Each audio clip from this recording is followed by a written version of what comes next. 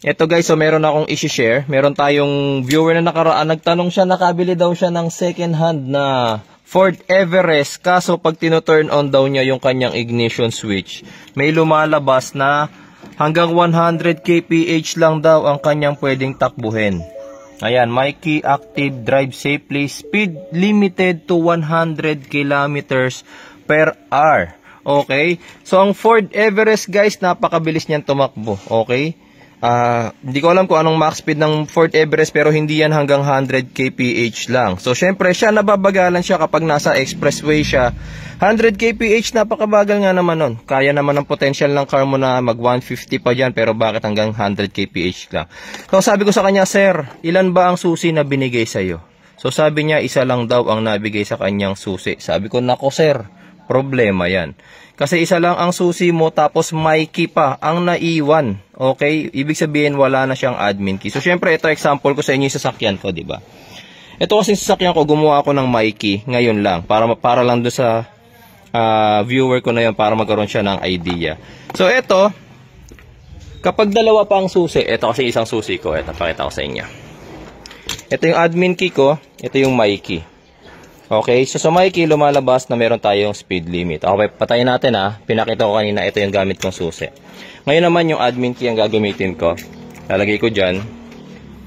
Turn on. Makikita nyo walang lalabas dyan na max speed to 100 kph. Ayan, wala.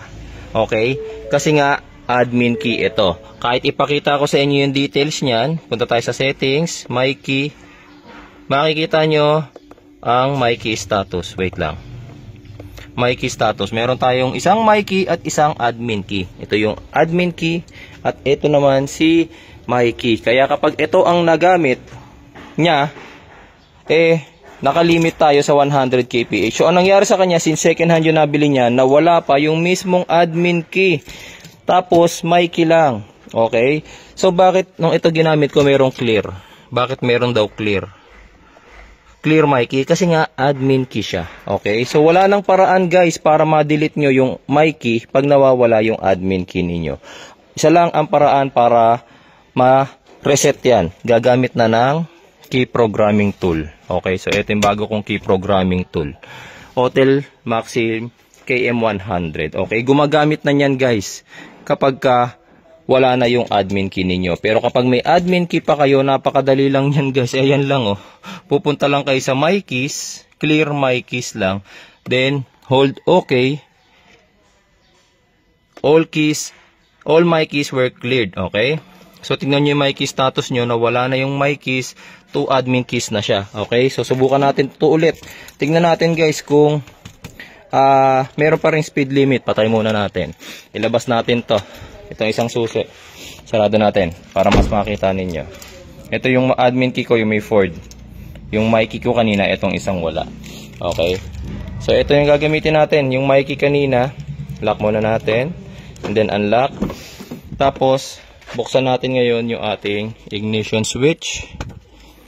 Makikita ninyo na wala na tong speed limit.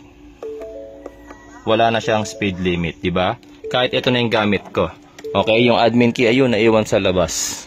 Okay, so makikita ninyo wala nang Mikey. Ayan o, 2 admin keys na, 0 Mikeys. Okay, so yun yung problema.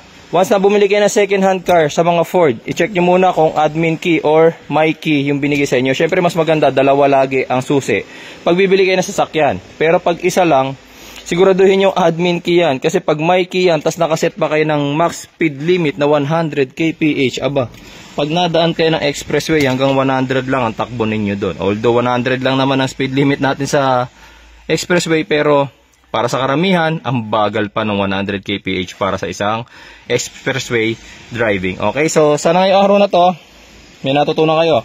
Pag natapat kayo sa Mikey mga boss, punta na kayo sa merong key programmer kagaya nun. Okay?